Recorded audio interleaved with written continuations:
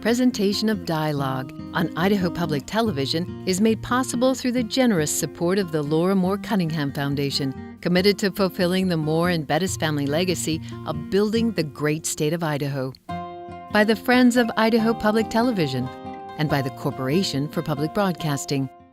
And I literally had colleagues pointing their fingers at me saying, that'll never work, virtual reality is over, that is a done medium, that is dead, what do you think you're doing? Coming up, a discussion about the new field of immersive journalism with the woman who's been called the godmother of virtual reality, Nani de la Pena, on Dialogue. Next, stay tuned.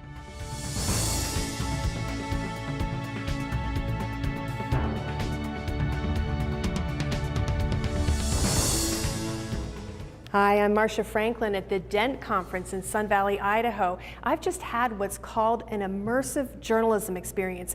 Using the headset that you just saw, I was plunged into the streets of Aleppo, Syria, and into the scene of a domestic abuse situation. It was pretty intense.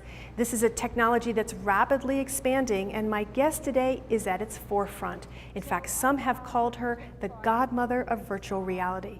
Nani de la Pena believed in immersive journalism when people were making jokes about it.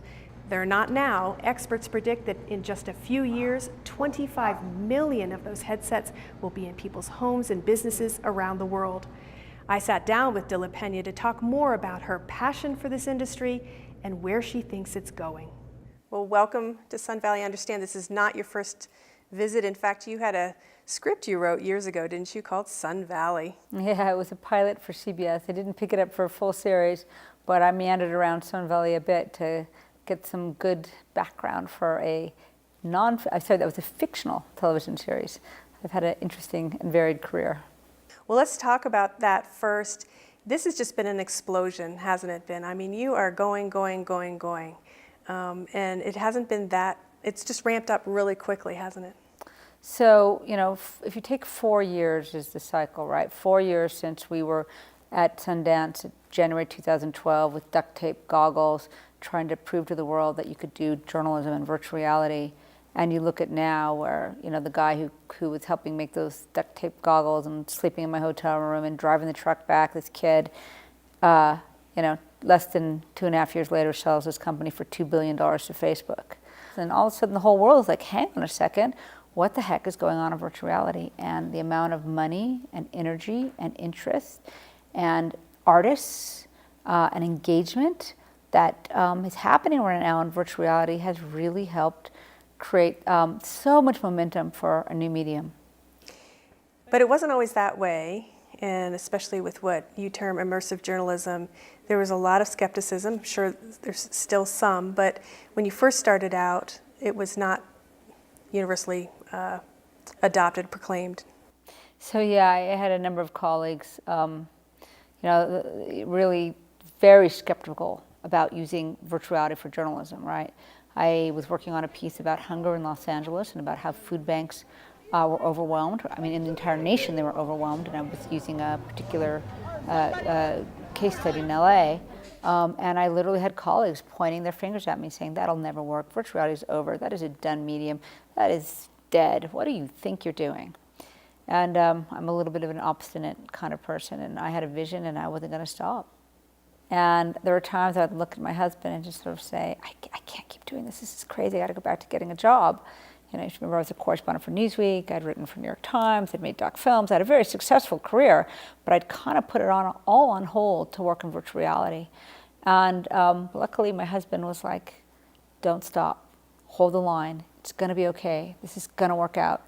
And believe me, it wasn't like he was making a lot of money that we really could afford it. With a couple of kids in LA is expensive. But thankfully he really pushed me to keep going, and it's really paid off. What is it that drives you? What about the medium pushes you to keep going and kept your spirits going? So, why does one get driven to tell the stories of the underdog? Why do you feel this need that, people need to be championed, and I had the power to just put people on scene and make them understand what was happening, that maybe you could, bring about some sort of change. I don't know why that kind of fire burns in someone. Sometimes I think it's because, my mom being Mexican-American in San Antonio, Texas, and growing up, and like the stories are terrible.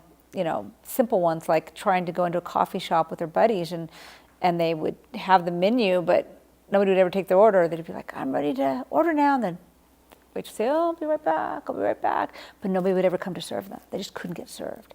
And she's this cute, 5-foot, tiny, nice, sweetest, couldn't be kinder person. And I think sometimes maybe that burning to fight for people like that comes from wanting to fight for her. Well, we'll talk about some of the topics of your pieces which do center on human rights issues so far. But let's talk about the technology itself first. Let's start with the term immersive journalism. Why do you choose that over virtual journalism, virtual reality? Why immersive journalism?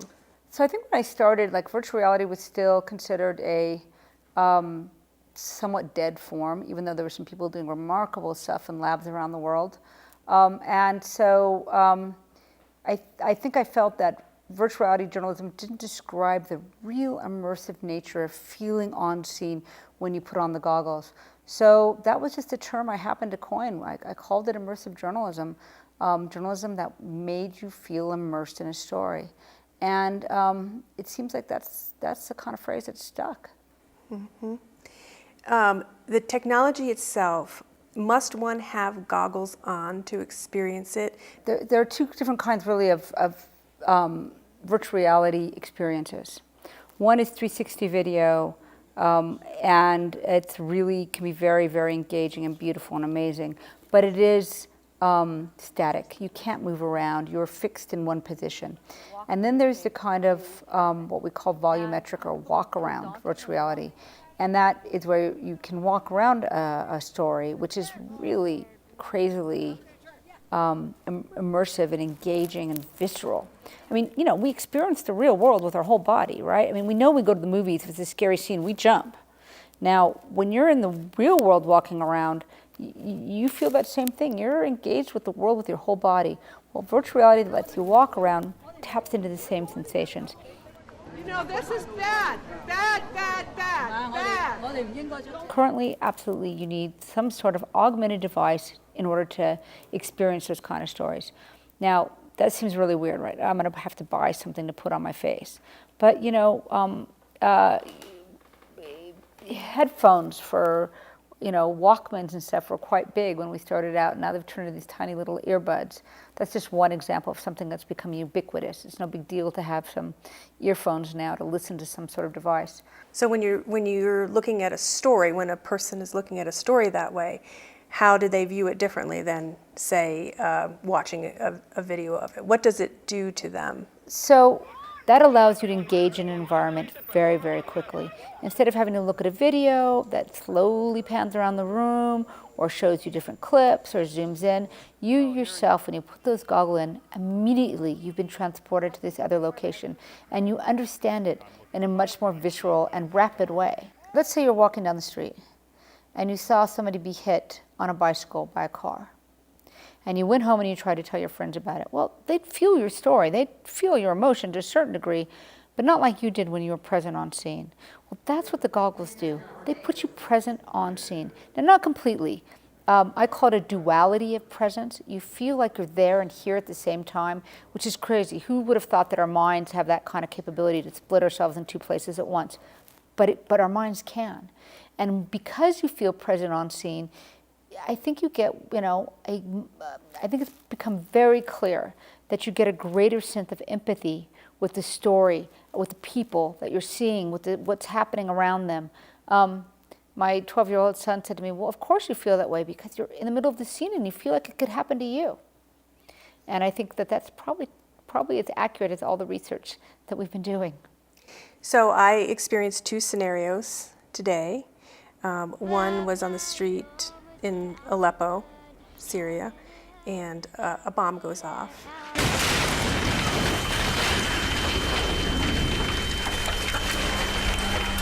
Now, I had seen this online already doing my research for this interview, so I knew that was going to happen. So I actually was anticipating it, waiting for it, and still when it happened, I visibly jumped, you know, because it felt real. figures in it, maybe not so much because they still look, well, they're computer generated. And so it's different than video, and they looked a little bit blocky to me. But I definitely, with the audio that you had wound in there, felt as if my brain was somewhere in the scene. Yeah, so the computer-generated characters, that's a budget issue, right? This is back in 2013. The technology has advanced so much now that we're starting to see something called videogrammetry, which is video that is captured but has the same volume that allows you to walk around. And believe me, that is really mind-blowing. Is that 8i? Mm-hmm. Yeah, I watched some of that even on my regular computer, and it's pretty stunning stuff. Now, I also had the experience of, is it Kia, which is a scenario that you've put together, which is also based on a real story with real audio of some 911 calls. It's a domestic abuse situation that turns violent. In that instance, again, computer-generated figures, a little bit higher quality, I felt. You're right in it, and I felt my heart racing, and there were several times actually where I thought, I really want to take this headset off, but I stuck with it because it generated a lot of anxiety, I guess is the best way to put it. So, that this man had a gun to this lady's head. 3 women a day are killed by their intimate partners in the United States. And it's a story we've written about and we've done videos about, and yet I feel like by putting you there, you don't forget. You don't just read it and forget about another case, because you've had this personal experience, and it's a little harder to ignore it if you've been there. And this is a really sad and tragic story where 2 sisters both have called 911 on their cell phones, and they're trying to rescue a 3rd sister, and it's an unsuccessful scenario. He got her. He got her. So he grabbed her. He tried to get her.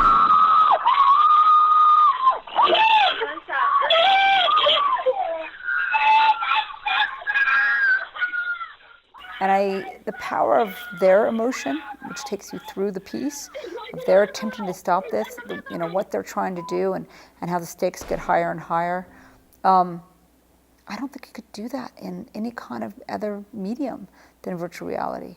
And when the ladies are running out of the house sometimes and they're passing by you, and I moved aside, right? Because same on the street in Syria where this man is coming towards you, kind of almost in a menacing way, and you feel like you need to step aside. But of course, nobody's really going to bump into you. But it's that same duality. You're watching something, but somehow you feel that you're there at the same time. Yeah, it's a pretty weird sensation, isn't it, that this duality of presence. I mean, there's a great German study about how men have more heart attacks when they're watching their favorite sports team lose. People really engage with what they're watching and where they kind of almost feel themselves to be. Well, virtual reality is a whole other step further. So hopefully we don't increase that problem. Yeah. Let me ask you a couple of questions about, and maybe they're ethically based. Can it not be considered prurient to come into these very highly charged scenes, such as domestic abuse or a bomb? Syria, you've got another one where excessive use of force on an immigrant killed him, and people watch him being beaten to death. Well, and then you take the headset off and you go on with your day. So that particular immigrant story was actually done by PBS, Need to Know. They actually covered that case.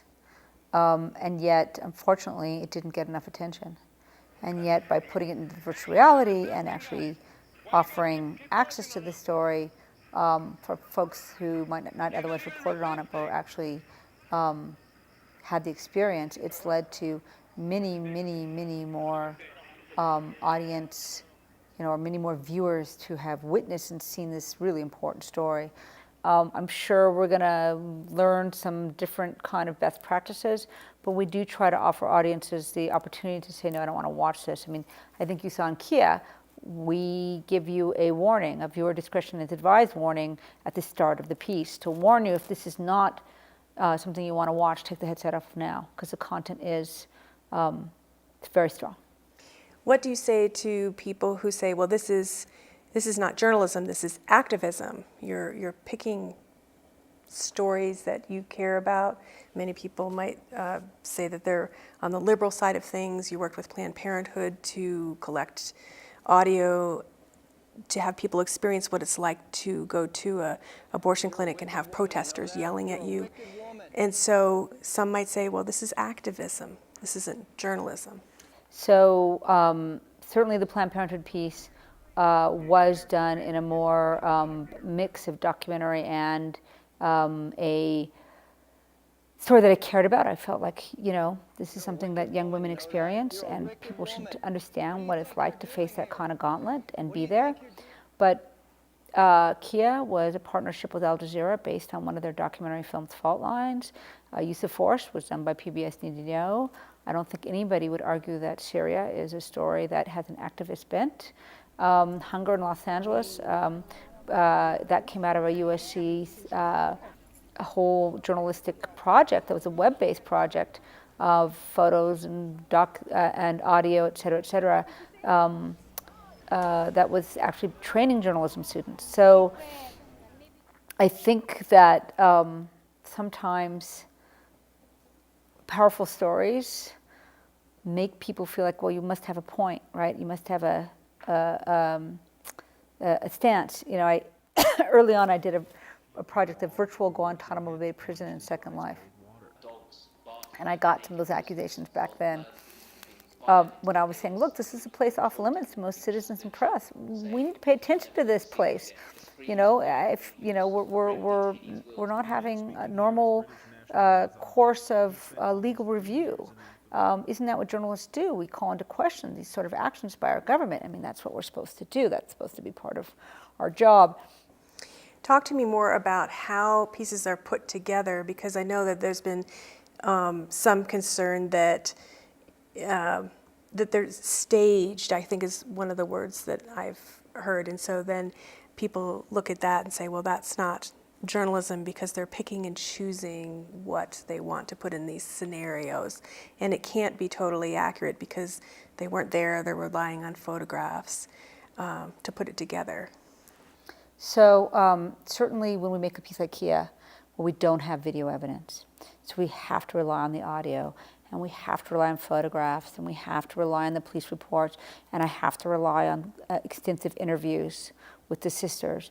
But that's nothing new in documentary. We often have to reproduce stories in documentary. We don't have the footage, and we have to do our best to rely on best practices that have been established over many, many years to make these pieces. So indeed, there's imagery that perhaps I don't know for sure if it's accurate. To be honest, the sisters just don't want to hear the tapes or listen to or see anything like this again to really say, no, that's right or wrong. But I would say that on the whole, the piece is conveying, as accurately as one could hope, what happened that day. That said, in this crazy way that virtual reality has become extremely popular, I get asked to be interviewed 3 to 4 times a day, at least now. And it has been a very rare piece. I mean, 1 or 2 pieces that have been accurate in text. There have been errors in every single text interview. I couldn't believe, honestly, I can't even believe it. I can't believe the amount of errors I see in text. And yet, we say that has got to be true because it's a text-based written piece. We give this veracity to the textual language that maybe, we should think twice about. The key word here, the key word is transparency. Where am I getting my information? How am I compiling my information? Is it using good standards and best practices? Where perhaps are my own personal biases coming in? That's the thing which I want my audience to have a critical look at. If I offer all the sources that I use to make the pieces, then I would hope that my audience itself would then be able to judge based on that transparency. We as journalists are not objective and we make errors. You have a partnership now with Frontline on PBS, certainly one of the most esteemed news documentary programs on television of all time. 3 projects, as I understand, you will work with the series on. What are some of your goals with the relationship with Frontline?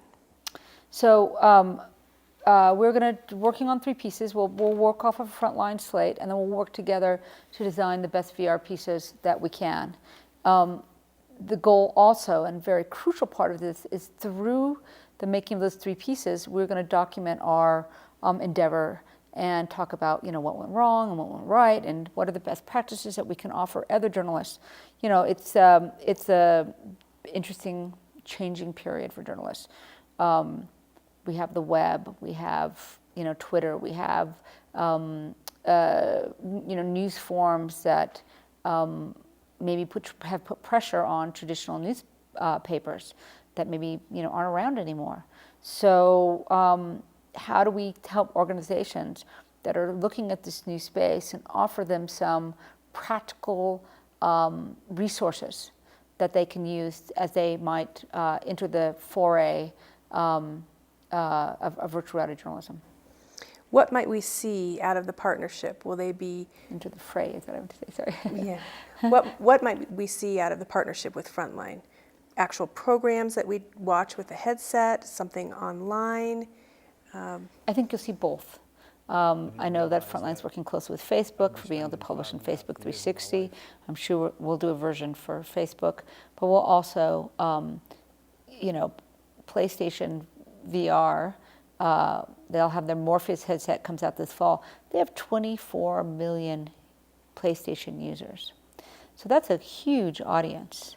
And if we're able to put stuff on PlayStation, for example, it may not be the traditional Frontline audience, but it's a great way to reach younger audiences who, by the way, we want to remain informed global citizenry. Now, there was a Tow Center report, yes, that looked at Frontline's initial foray into virtual reality and journalism. It was an Ebola piece. Mm-hmm. And it was, I think it was a pretty realistic, somewhat sobering report in that it went through some of the challenges that still exist with this technology, which is, after all, nascent, everything from the cost of it to bulky equipment, to even some of the people that they interviewed were scared of the equipment, to this problem with stitching together all of these different perspectives to come into one. Are we going to overcome, you think, all of those roadblocks? So I have to say, it was documentary filmmakers who helped us get the Nagra, to get the sound recording equipment that changed the way that we were able to do filmed journalism.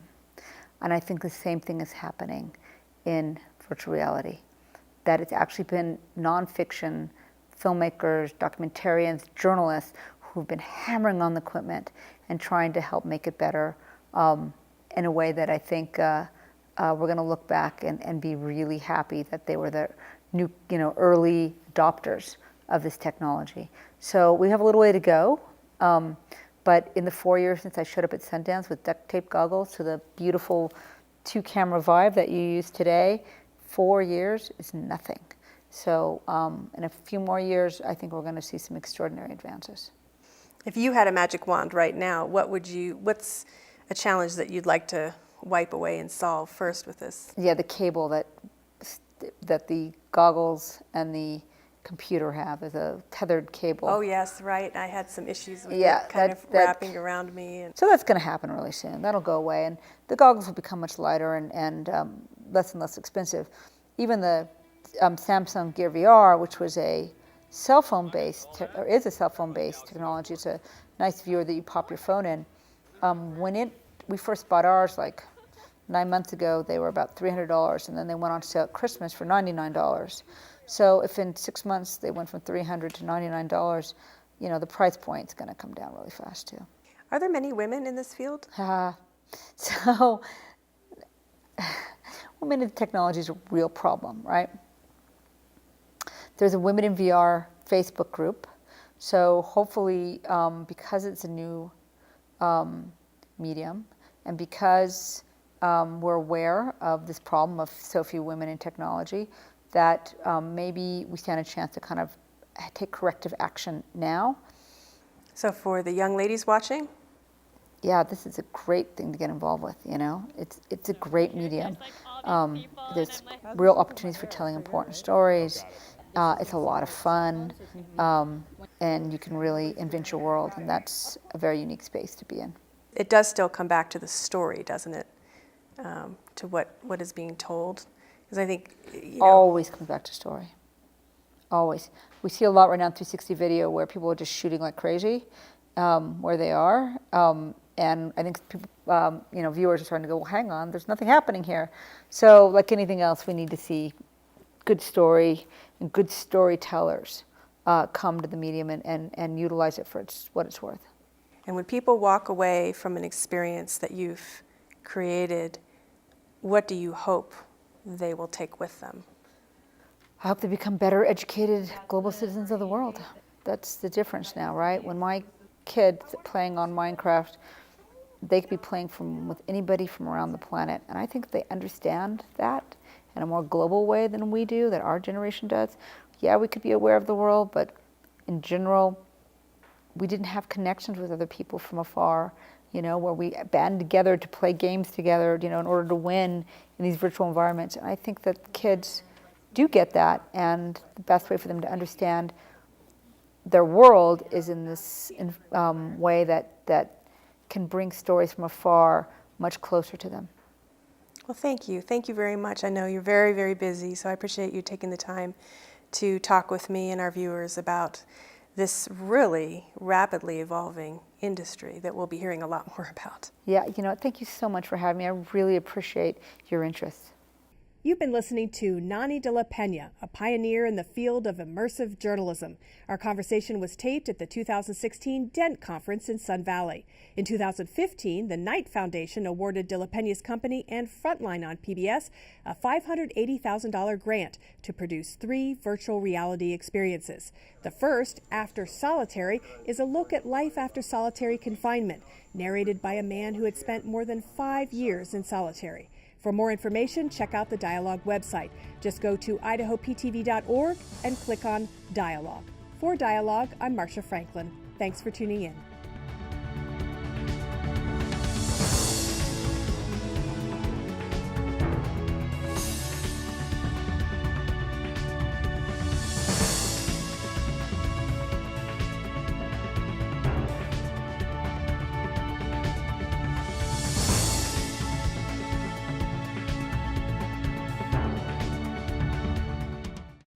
Presentation of Dialogue on Idaho Public Television is made possible through the generous support of the Laura Moore Cunningham Foundation, committed to fulfilling the Moore and Bettis family legacy of building the great state of Idaho. By the Friends of Idaho Public Television and by the Corporation for Public Broadcasting. Check out our website, become a friend on Facebook, or follow us on Twitter.